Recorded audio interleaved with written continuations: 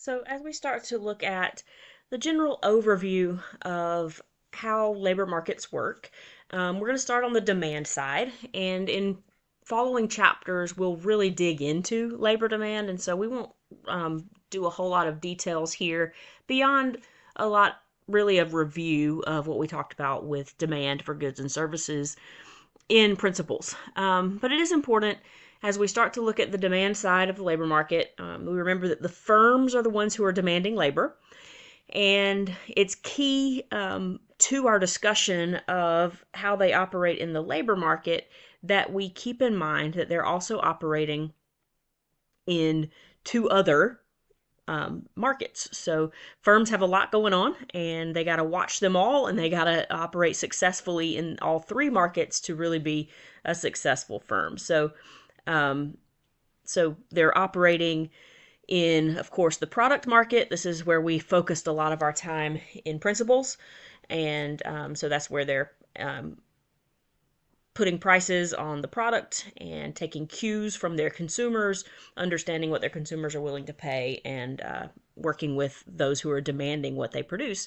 But in order to produce, they, of course, have to have the machinery, the infrastructure to produce, and that's the capital market. So they'll be operating in the capital market, buying or renting the capital that they need to produce, and then of course where we're focusing for this course, the labor market. So you got to have your employees who are running the machines or building the products or however they're working on your production process. So the labor market, of course, is where we're focusing here. And we keep in mind that the outcomes for the labor markets are the terms of employment, which includes more than just price or wage. It also includes the working conditions, other forms of compensation, and it includes the levels of employment. How many folks will we hire? How many hours will we ask them to work? Those sorts of things. Okay, so let's look at the demand for labor. So firms combine labor and capital. These are the abbreviations here, your L and your K, labor and capital, K for capital, because we use C for consumption usually in economics, so K for capital. Firms combine L and K to produce goods and services sold in the product market. So, and that's called their production function. All right, so their total output is depends on some mix of labor and capital and materials, other types of inputs that usually are a small enough portion of their budgets and their decision making that we kind of ignore them in most economic theory, but certainly the things that we discuss in terms of labor and capital would apply to thinking about materials for production as well. So the total output, here's another little abbreviation to remember. Q is our quantity or total output. So how much we produce and how we produce it, what our mix of inputs is, depends on the product demand, so what our consumers want, depends on the amount of labor and capital that we have, which of course depends on what those things cost. So what is the wage that we have to pay for labor, and what is the rental rate, which is our RK for capital, or another way of thinking about it is the price for capital. So capital is something that's kind of funky to think about because usually those are really big purchases that we will use for a while, right? And so we think about often this RK, the rental rate for capital. Even if I own my machine, if I want to sort of break it down in the same way that we break down price of labor, so kind of like a price per hour kind of thing, so that I can compare capital to labor, what we'd really think about is either how much am I paying to rent it if I'm renting, or how much would it cost for someone to rent it from me, if that makes sense. So if I own it, what would I charge someone to rent it for an hour? And that gives me sort of what that capital is worth per hour, which is kind of more of an apples to apples to wages, which is usually a per hour measure. So that's what you'll usually see when you see RK. That's the price of capital per hour. The rental rate is what that R stands for. Um, so our total output and how we make it, how much labor and how much capital we use, depends on what our uh, what our customers want, how much it costs to use labor versus capital, and so then how much we acquire at each cost, what we're willing to pay, and what technology is available to us. So, for example, if my product is hand woven scarves, then the technology available for producing that product doesn't involve very much capital. It certainly would be a labor intensive process if I want to sell hand woven scarves, right? If I'm just selling scarves, then I have more options of the mix of labor versus capital that I might use to produce, depending on the technology that's available. So that's another big piece of our sort of production function, how we decide how much we produce. So labor demand, how many laborers, how many workers I need and how many hours I need them to work for me, right, is a function of wage. How much does it cost to hire someone? The quantity demanded of my product. How much stuff do I need to produce? Helps to determine how many laborers I need to produce it or how many hours of labor I need. And T, my technology, right? So is this something that I can produce with all machines or mostly machines? Or is this something that I need more people for? That's going to factor into how much labor I ultimately will require.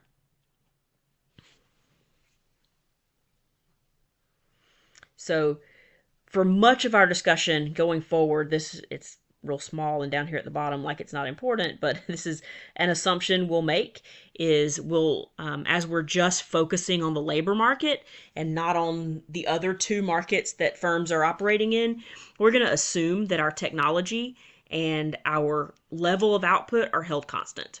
Those are things that are determined outside of the relationship sort of with the firm and the employee. So we can just assume, all right, we've already figured that part out, and now we're asking the question of how much labor we need. And so we'll assume those two are constant, and then labor demand becomes this simpler equation where it's just a function of wage. So then what happens when wage changes to how much labor I do demand, right? So an increase in wage is going to have two different effects. It's going to have a scale effect, which is that, hey, now it's much more expensive to hire employees, which makes it more expensive to produce my output, which means I'm going to produce less stuff, right? So when wages are higher, then we'll produce less stuff, which means we'll need fewer employees. So that's going to cause a reduction in employment. We'll also have, in addition to that scale effect, or we can't produce as much anymore, we'll have a substitution effect, which says even for what we do produce, we may choose to use more capital now than we did before. We'll substitute in capital instead of labor, because if the price of capital hasn't changed and the price of labor went up, then now it's relatively cheaper than it used to be to use capital in the place of labor. So when we see wage rates go up, we'll see, for two reasons, we'll see the number of employees that we hire go down. One, we'll be producing less stuff, and two, we'll be producing probably with relatively more capital than we were before. So we get a labor demand schedule that looks like we would expect a demand schedule to look. So if you remember from principles, the law of demand says when prices go up, quantities go down, right? So same law applies to labor that applies to products and services.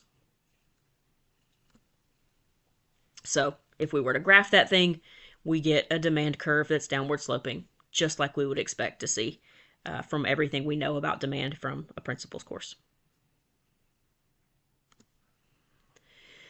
Other things that can affect demand. So just like we talked about with products and services and principles, when you change the price of labor, meaning you change the wage, then you're going to move up and down along this demand curve, right? When we're changing the wage, maybe up or down, then we're just going to find a new dot on this demand curve and tell how many employees we want. But there are some forces that could cause us to move our entire demand curve to the left or to the right. Um, so, what are some of those things? One is maybe the demand for our product increases or decreases. So, if everything else stays the same, then when we need to produce more stuff, we need more labor. So it doesn't matter what the wage is, we need more folks. So our demand curve will shift to the right at every possible wage. We'll see that in the next picture. And another thing that could change how much labor we demand is the supply of capital. So if we don't have as many machines as we used to, um, or if machines are now cheaper than they used to be, then we'll see a change in how much labor we want relative to the number of machines that we have. So if the supply of capital changes, making the price of capital, for example, fall by 50%, what happens when, say, you're McDonald's and those little order machines, right, all of a sudden are 50% cheaper? What does that mean for how much labor you need? There actually are two effects that take place when the price of those machines falls. And those effects have opposite pulls on our demand for labor. So one is the scale effect. So just like we said, when wage goes down, if the price of capital goes down, it's going to do the same thing. It's going to say, okay, we can produce more stuff now because machines are cheaper, right? So if it's cheaper to produce, then we can produce more stuff. And if I'm producing more stuff, then I need more labor, right? So labor demand would tend to go up just because I'm producing more stuff, right? The labor wage didn't change at all, but when capital is cheaper, cool, let's make more things, right? Let's buy a new machine, which means we need more people to operate them. Great. That's going to be an upward tug on how much labor we need.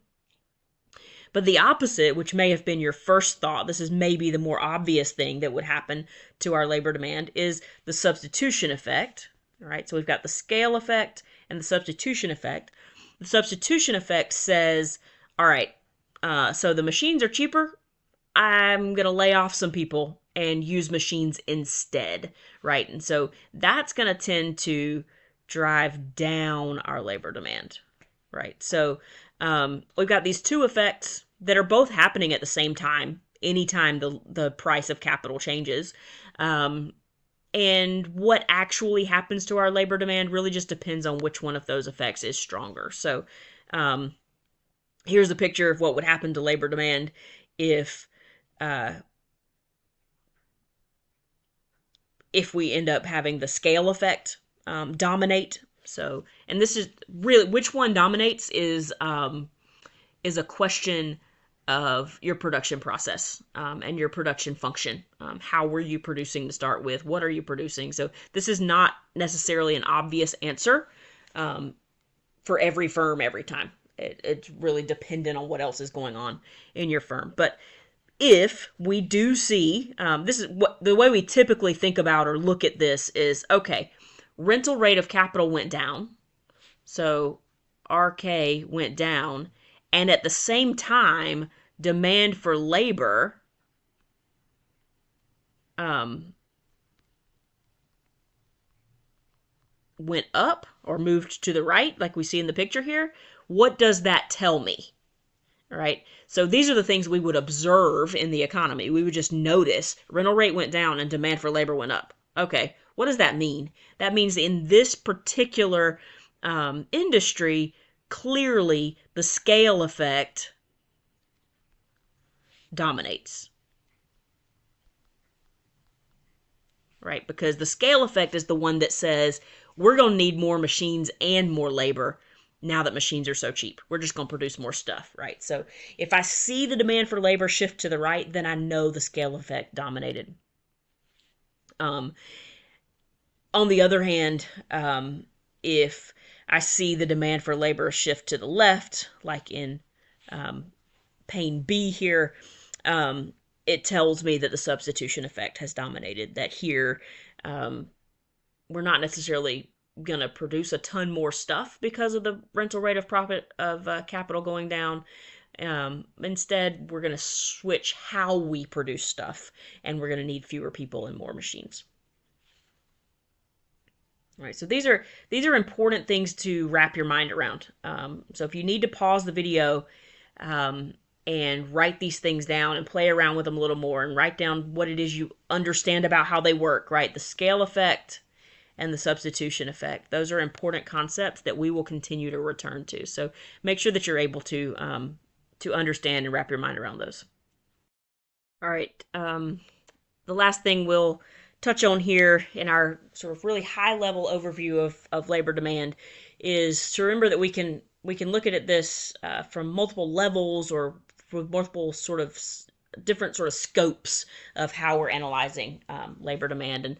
And we can think about it at the firm level, what a particular firm is doing, how they increase or decrease the number of folks that they hire. So the example given on the slide is machinists, right? So we look at how an increase in the wage rate of machinists affects their level of employment by a particular manufacturer, or aircraft manufacturer, I guess. So then at the industry level would be to ask how the effect of that wage increase changes employment of machinists in the entire aircraft industry.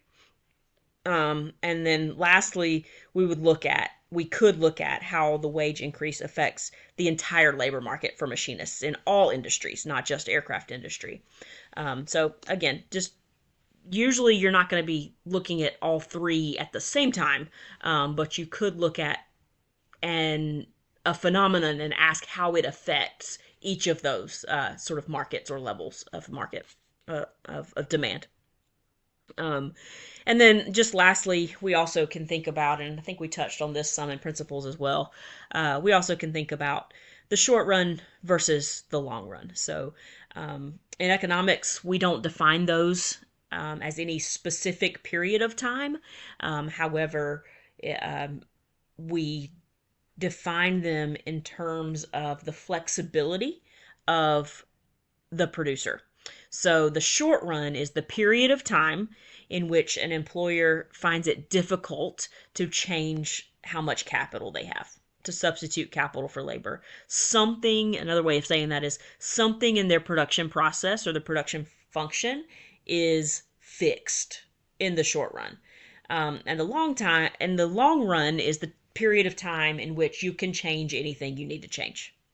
So as you can imagine, short run versus long run could be 6 months for one firm and it could be 10 years for another firm, right? So like I said, we're not defining short run and long run with a specific period of time or amount of time, but we're talking for each individual firm, how long does it take you to adjust all of your levels of input?